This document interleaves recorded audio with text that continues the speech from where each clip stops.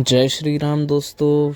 श्री राम जी के मंदिर की प्राण प्रतिष्ठा हो जाने की आप सभी को बहुत बहुत शुभकामनाएं। आज हम आपको एक कहानी सुनाने वाले हैं। जी हाँ, लक्ष्मी जी की अंगूठी की कहानी। शायद कुछ लोगों ने सुनी होगी, लेकिन शायद कुछ लोगों ने नहीं सुनी होगी। तो आप सुनिए, आपको भी अच्छी लगेगी। एक निर्धन व्यक्ति था। वह नित्य भगवान विष्णु और लक्ष्मी की पूजा करता था।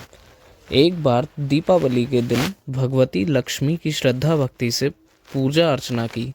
कहते हैं उसकी आराधना से लक्ष्मी प्रसन्न हुई। वह उसके सामने प्रकट हुई और उसके एक अंगूठी भेंट देकर अदृश्य हो गई। अंगूठी सामान्य नहीं थी। उसे पहनकर जैसे ही अगले दिन उसने धन पाने की कामना की, उसके सामने धन का ढेर लग गया। वह खुशी के मारे झूम उठा। इसी बीच उसे भूख लगी तो मन में अच्छे पकवान खाने की इच्छा हुई। कुछ ही पल में उसके सामने पकवान आ गए। अंगूठी का चमत्कार मालूम पड़ते ही उसने अपने आलीशान बंगला, नौकर चाकर आदि तमाम सुविधाएं प्राप्त कर लीं। वह भगवती लक्ष्मी की कृपा से प्राप्त उस अंगूठी के कारण सुख से रहने लगा। अब उसने किसी प्रकार का कोई दुख कष्ट चिंता नहीं थी। नगर में उसका बहुत नाम हो गया। एक दिन उस नगर में जोरदार तूफान के साथ बारिश होने लगी। कई निर्धन लोगों के मकानों के छप्पर उड़ गए। लोग इधर उधर भागने लगे। एक बुढ़िया उसके बंगले में आ गई। उसे देख वह व्यक्ति गरज कर बोला, "ए बुढ़िया, कहाँ चली आ रही है बिना पूछे?" बुढ़िया ने कहा, "कुछ देर के लिए तुम्हारे यहाँ रहना चाहती हूँ।"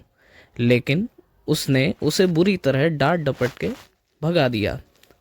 उस बुढ़िया ने कहा, "मेरा कोई आसरा नहीं है। इतनी तेज बारिश में मैं कहाँ जाऊंगी?" थोड़ी देर की बात ही है, लेकिन उसकी किसी भी बात का असर उस व्यक्ति पर नहीं पड़ा। जैसे ही सेवकों ने उसे द्वार से बाहर किया, वैसे ही जोरदार बिजली कौंधी। देखते ही देखते उस व्यक्ति का मकान जलकर खाक हो गया। उसके हाथों से अंगूठी भी गायब हो गई। सारा वैभव पल भर में राख के ढेर में बदल गया। उसने आँख खोलकर जब देखा तो सामने लक्ष्मी जी थीं। जो बुढ़िया कुछ देर पहले उसके सामने दीनहीन होकर गिड़गिड़ा रही थी, वही अब लक्ष्मी जी के रूप में उसके सामने मन मन मुस्कुरा रही थीं।